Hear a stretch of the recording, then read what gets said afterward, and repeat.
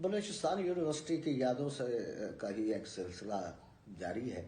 پچھلی قسط میں نے عرض کیا تھا کہ 1980 میں میں نے بلوچستان یونیورسٹی کو ایز لیکچرر گریڈ 17، اس وقت گریڈز بھی 17واں 18واں 19واں اور 20واں ہوا کرتے تھے، لیکن بعد میں وہ تبدیل ہو کر 18واں 19واں 20واں اور 21واں ہو گئے۔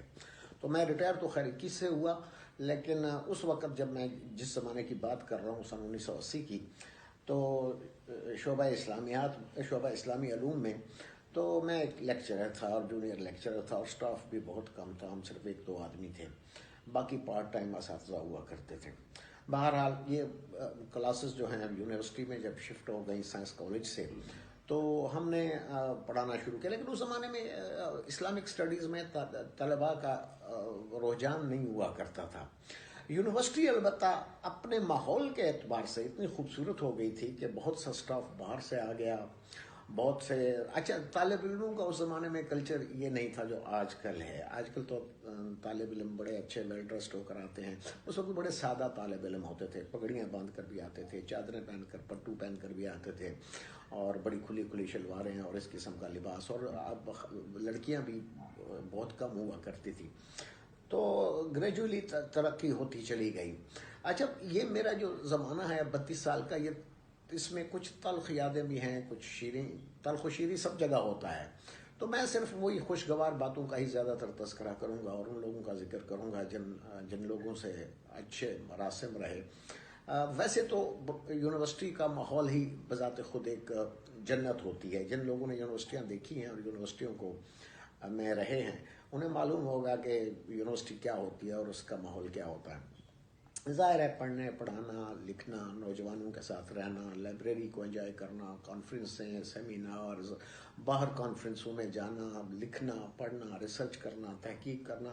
اچھا، الحمدللہ میں نے اپنے طور پر یونیورسٹی کا بھی حق ادا کرنے کی کوشش کی پوری، اور ساتھ ہی میں نے بلوچستان کا حق نمک جس کے بارے میں کہا جاتا ہے کہ بلوچستان، بلوچی کی غالباً ایک ضرب المثل ہے کہ میری زمین پر ایک پیالہ پانی کی قیمت عمر بھر کی وفا ہے۔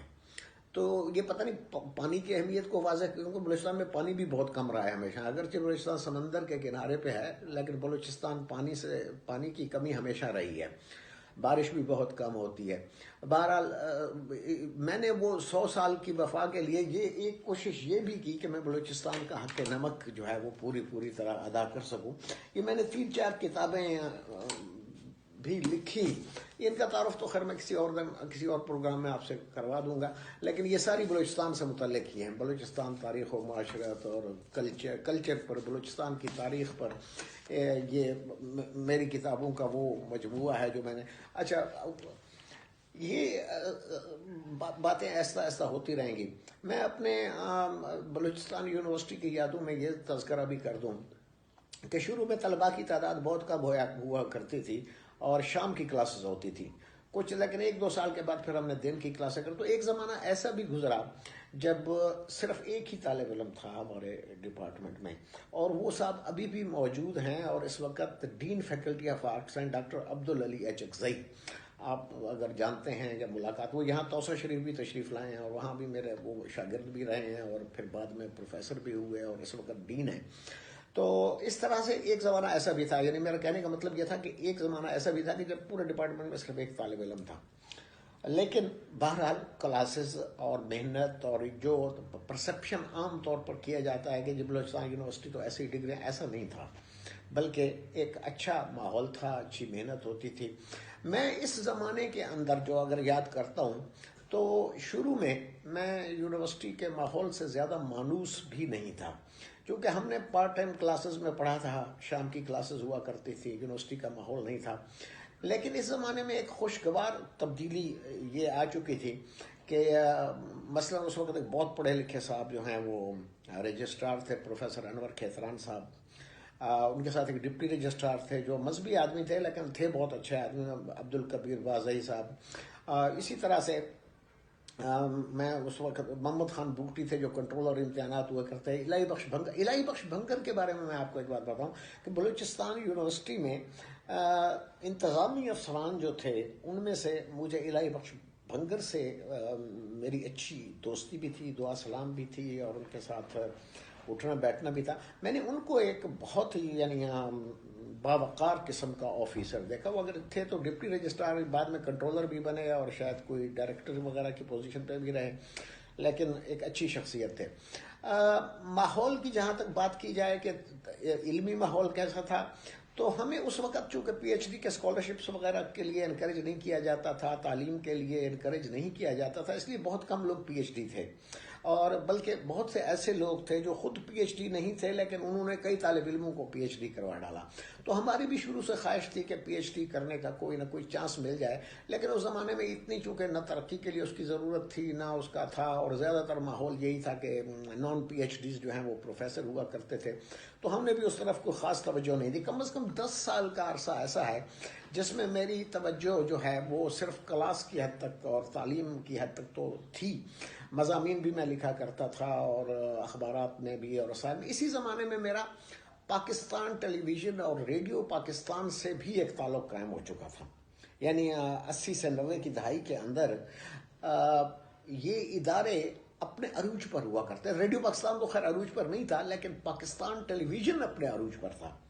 تو پاکستان ٹیلی ویژن کے پروگرام جو اگر آپ کو اس وقت کے ڈرامے بھی اگر یاد ہوں تو بہت شاندار، دہلیز اور وارث، اور پھر فنی ڈرامے ہوا کرتے تھے جیسے اندھیرا اجالا اور جنجال پورا اور ٹیڑھا آنگن ٹیڑھا، اور پتہ نہیں بہت سے فنی 50-50 اور الف نون. یہ بہت اچھے اچھے پروگرام ہوا کرتے تھے پاکستان ٹیلی ویژن کے. خیر میرا تعلق تو ٹیلی ویژن سے ایک دوسری قسم کا تھا. میں زیادہ تر علمی اور جو مذہبی عنوانات ہوتے تھے ان پر میری گفتگو ہوتی تھی، پارٹیسپیشن ہوتی تھی، ڈسکشن ہوتی تھی، کوئز پروگرامز ہوتے تھے. یہ تذکرہ بعد میں بھی کہیں کروں گا میں. اچھا، دوسرا تعلق میرا ریڈیو پاکستان سے بھی قائم ہوا اسی عرصے میں. ریڈیو پاکستان بھی اس وقت اپنے جوبن پر تھا، لیکن وہ بس وہ آخری سانسیں تھیں. لیکن وہ جیسے کہتے ہیں نا کہ ہمیں خبر ہے کہ ہم ہیں چراغ آخر شب، ہمارے بعد اندھیرا نہیں اجالا ہے. تو ریڈیو پاکستان میں اگرچہ وہ پرانے لوگ تو چلے گئے، لیکن وہ سلسلہ ریڈیو پاکستان آج بھی اپنے اہمیت سے خالی نہیں ہے. ریڈیو پاکستان آج دیہاتوں میں آج بھی آپ جا کر دیکھیں تو ایک تو اس کے بھائی انتہائی صاف ستھرے پروگرام، پھر اس پہ ایف ایم کا دور آیا تو وہ بھی خاصا مقبول ہوا. پھر اس کے بعد اب بھی کم از کم B B C, voice of America, یہ دیہاتوں میں لوگ بیٹھ کر سنتے ہیں اور ان سے بڑا فائدہ اٹھاتے ہیں، کیونکہ خبر رسانی کا یہ سستا ترین اور ہر جگہ لے جانے والا، آپ نے ہاتھ میں رکھ لیا آپ نے. اب تو موبائل میں بھی شاید ریڈیو آ گیا ہے.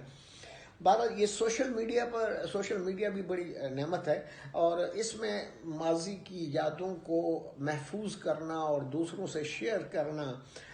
میں تو خیر کافی عرصہ اس سے الگ رہا، لیکن اب مجھے پتا چلا کہ اس کی افادیت بھی بہت زیادہ ہے. جہاں اس کے منفی پہلو ہیں وہاں مثبت پہلو، میرٹس ڈی میرٹس ویسے اکٹھے ہی ہوتے ہیں. ہر بھی نئی ٹیکنالوجی جو آتی ہے وہ اپنا کلچر بھی ساتھ لے کر آتی ہے، اور اس کے ساتھ ساتھ وہ اپنے اندر میرٹس بھی رکھتی ہے، ڈی میرٹس بھی رکھتی ہے. تو گفتگو کریں گے انشاءاللہ آئندہ بھی، اور فی الحال اجازت دیجیے. اللہ حافظ.